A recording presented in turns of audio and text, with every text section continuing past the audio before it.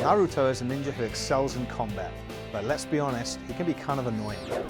It's fitting then, though unfortunate, that while Naruto Ultimate Ninja Storm is a great fighting game, it's also one in which you have to play through a story-driven ultimate mission mode that's going to take you 10 to 15 hours in order to unlock most of the playable characters.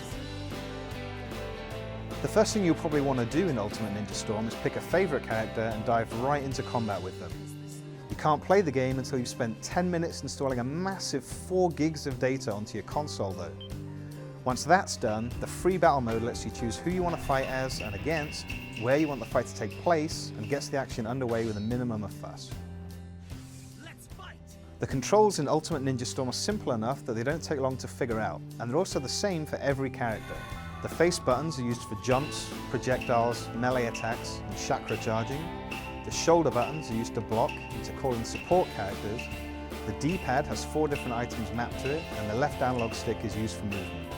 You can run around the large arenas as much as you want, and even when characters are far apart, the camera does a superb job of framing the action. Occasionally you might end up viewing the battle from a perspective that's more or less looking over the shoulder of your opponent, but even this is handled well enough that the action very rarely gets confusing, even when you end up defying gravity by fighting on the surface of a wall.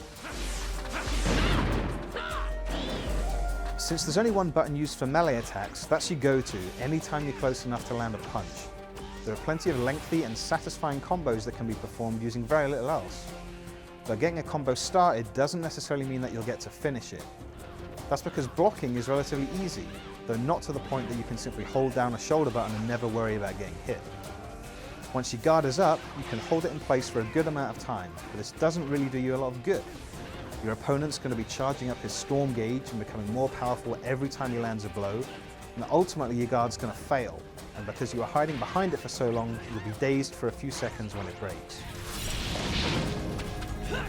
There's an excellent risk versus reward mechanic that comes into play when you're having to play defensively. Rather than keeping your guard up, you have the option to tap the block button repeatedly in an attempt to parry an attack the instant before it lands. If you succeed, you'll perform a substitution jutsu, evading the attack completely and appearing directly behind your opponent, ready to launch into a combo of your own. The problem is that less than half of the characters on the roster are available from the outset, and the only way to unlock the rest of them, along with extra moves, support characters, outfits, and awakening modes, is to play through the Ultimate Mission mode. Many of the missions you undertake are simply battles that you have to win while meeting certain conditions, and they make for some interesting challenges. Other missions, though, involve minigames that aren't nearly as much fun. You'll play hide and seek with the children of Hidden Leaf Village. There you are!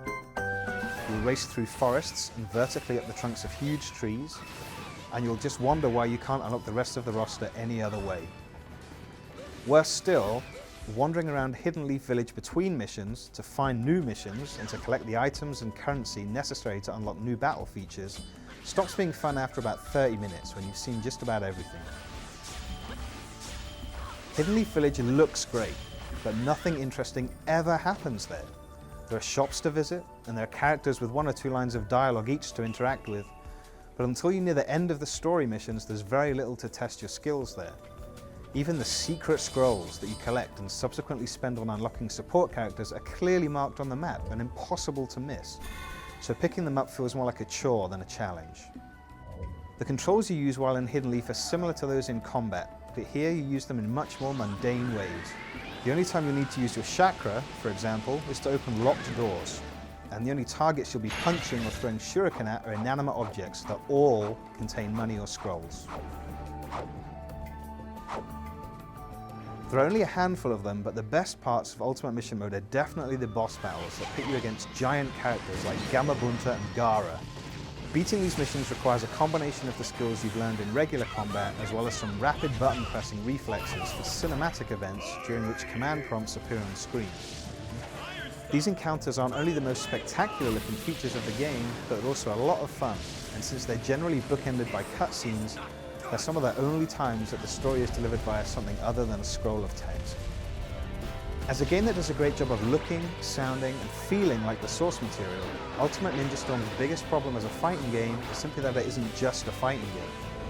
The combat is a lot of fun with a friend or against any of the AI's 4 difficulty settings, but it's unfortunate that to get the most from it you have to spend a minimum of 10 to 15 hours playing and replaying missions in a mode that's artificially long. The lack of online play is also disappointing, given that it's practically a requisite for the genre at this point.